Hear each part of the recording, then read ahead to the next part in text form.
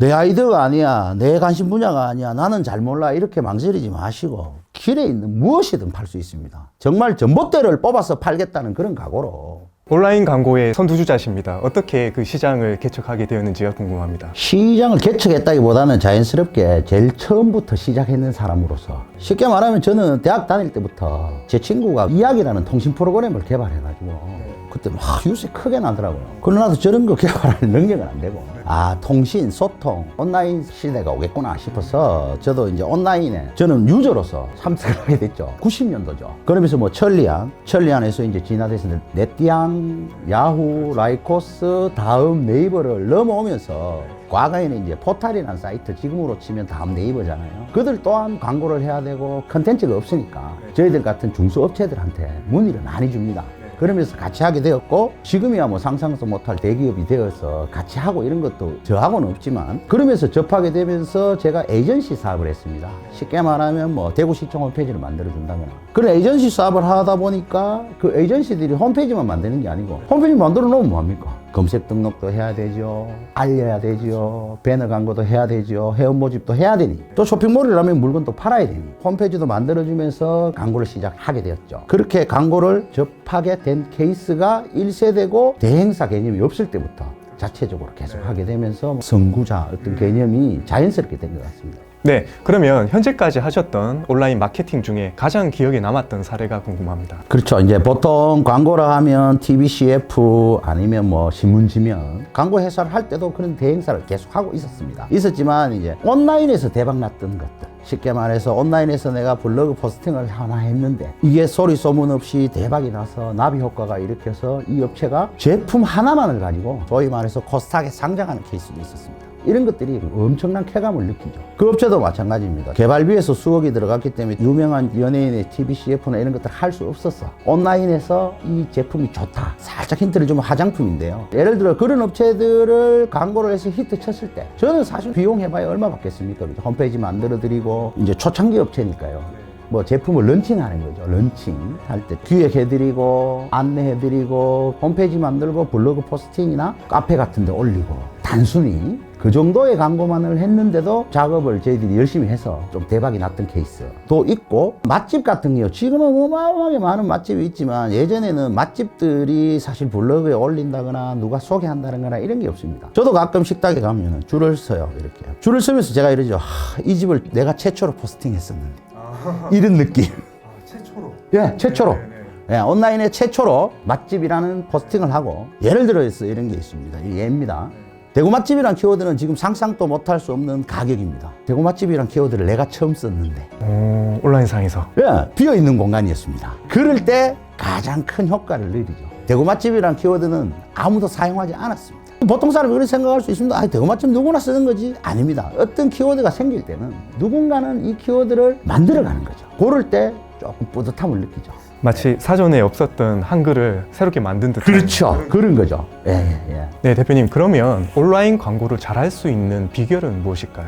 저는 평소부터 궁금증이 많은 사람이었습니다. 잘할 수 있는 비결은 핵심적으로 말씀드리면, 많은 매체를 접해봐야 됩니다. 무슨 소리냐? 일은 안 하고 맨날 TV만 보고 드라마 보고 영화 보고 남들 광고했는 걸 본다는 뜻이 아니고 일을 하면서 봐야 됩니다. 저의 사무실의 근무 환경은 업무용 모니터 2대와 텔레비전이 2대가 있습니다. 폰에는 유튜브가 돌아가고 있습니다. 업무를 보면서 한쪽은 연합뉴스를 틀어놓고 한쪽은 홈쇼핑 채널을 틀어놓습니다. 그러면서 업무를 봅니다. 업무를 보다가도 저거 뭐지? 신제품인가? 저 멘트가 괜찮은데? 이런 것들이 귀에 자연스럽게 들어옵니다. 귀는 닫을 수 없거든요. 눈은 감을 수 있지만. 그런 것들을 많이 접하면 이거다 라고 제가 일하면서도 바로 적용시키는 경우가 있습니다.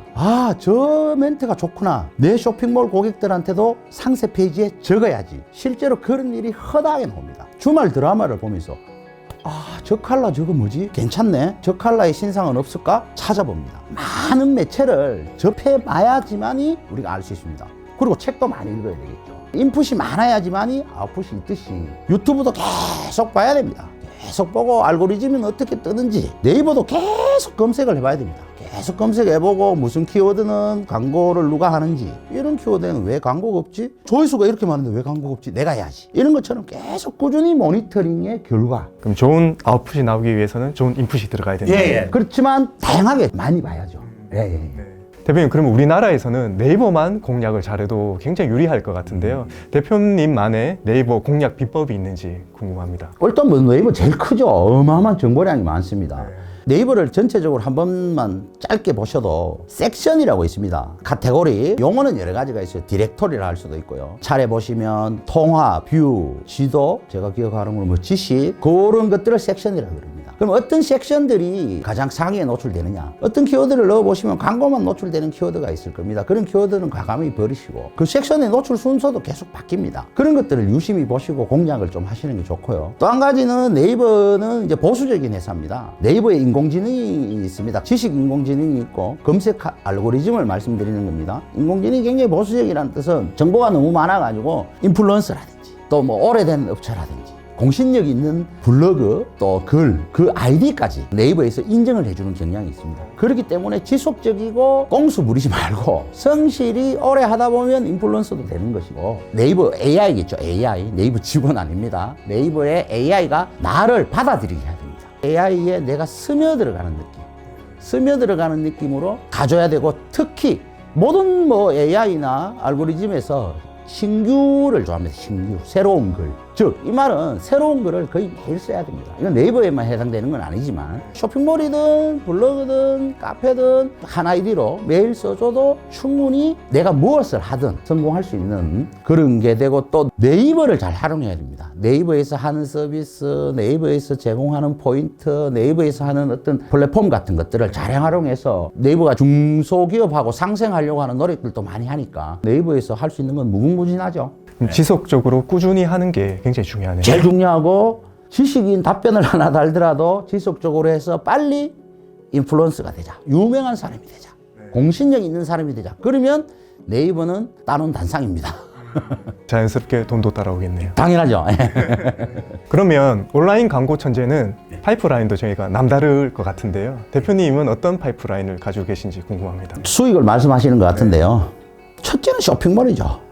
돈을 벌 수 있는 방법은 남이 할 수 있는 일을 대신해 주거나 아니면 물건을 팔아서 버는 방법밖에는 없습니다. 물건을 파는 거와 또 물건을 만드는 거 또한 하기 귀찮은 거 못하는 일을 대신해 주는 거 요 세 가지 부류인데 다 하고 있죠. 일단 물건 판매하는 것들을 다양하게 가지고 가면서 쇼핑몰이 가장 큰 파이프라인이고 뭐 대행은 지금 또 광고 대행이라든지 솔직히 말씀드려서 맛집 포스팅을 하나 해달라 병원 컨설팅을 하나 해달라 저는 쇼핑몰을 만들어 달라는 일이 들어와서 하고 있는데 쇼핑몰을 만들어 드리는 게 아닙니다. 기획을 하고 교육을 하고 그래서 전체 얼마 세팅을 해드리는데 얼마 뭐 이런 개념 그리고 쇼핑몰을 운영하시면서 힘든 부분이 있으면 수익 쉐어를 한다거나 그리고 나머지 제가 컨설팅을 한다거나 또 직접적으로 다이렉트로 식당이든 다이렉트 마케팅을 해서 제가 직접 블로그 포스팅을 합니다. 포스팅을 해서 수익을 내고 디자인이나 어떤 용역이든 다 하는데 주로 그런 건데 더 중요한 것은 혼자 모든 걸 다 할 수가 없습니다. 협업을 한다든지 그 사람이 돈을 벌게 해주는 겁니다. 파이프라인의 사업 아이템도 중요하지만 주변에 공동 경영을 할 수 있고 같이 코업을 할 수 있는 비즈니스 파트너를 많이 가지고 가야 됩니다. 요즘 동업하면 안 돼? 아닙니다. 다 동업입니다. 삼성전자도 동업입니다. 주주가 100만 명이 동업하고 있습니다. 이상입니다. 대표님, 최근에 월 1,000만 원 벌기, 월 2,000만 원 벌기 이렇게 도전하는 분들이 많이 계시잖아요. 대표님께서 만약에 그런 분들에게 포트폴리오를 짜준다라고 하면 어떻게 짜주실 것 같습니까? 월 2천만 원 상당한 금액이죠. 제 같으면 다양성입니다. 다양한 포트폴리오죠. 쇼핑몰에서도 마찬가지입니다. 쇼핑몰을 하면 액세서리, 의류, 신발 될 수 있으면 남자 옷, 여자 옷 가릴 것 없이 다 하는 거죠. 그리고 계속 아이템을 찾아야 됩니다. 근데 그 한 가지에서 대박이 날 수도 있어요. 월 2천만 원이 될 수 있습니다. 그냥 쉽게 예를 들어 보겠습니다. 도장 파는 기계가 한 200만 원 하면 사요. PC랑 1,000원에 도장을 파주는 겁니다. 도장은 500원 해요. 택배비 3,000원을 받아요. 우체국 택배 가면 1,500원 하면 보내거든요. 4,000원에 택배비까지 포함입니다. 4,000원에 목도장을 파주면서 도장 하나 파는데 1,000원이면 메리트 있잖아요. 아유, 도장을 누가 그 온라인에서 파는 거 돈 되겠어? 1,000원 하면 돈이 됩니다. 1,000원에 파서 배달을 해보세요. 편의점 택배 가면 1,000원 하면 택배 보낼 수 있어요. 그렇지만 고객한테 3,000원을 받으니까요. 그런데 중요한 것은 시장이 크진 않아요. 내가 만들어가는 거예요. 이런 비즈니스 모델을 만들어가는데 그렇다고 도장하는 거 당장 해야지 아니에요. 뭐 명함 파주기, 도장 파주기 이런 사업들 과거에도 있었습니다. 그런 것들을 꾸준히 하면서 쇼핑몰을 하면서 그런 포트폴리오를 넣는 거죠. 재능대행을 하지 않고는 또 수익이 2천 나오기 힘들죠. 내 재능에 최선을 다하고 수익 2천을 만들다. 내 아이디어가 아니야, 내 관심 분야가 아니야, 나는 잘 몰라, 이렇게 망설이지 마시고 길에 있는 무엇이든 팔 수 있습니다. 정말 전봇대를 뽑아서 팔겠다는 그런 각오로 그것만 하라는 게 아닙니다. 그런 것들을 할 수 있다, 도전할 수 있다, 그런 마인드를 가지시는 겁니다.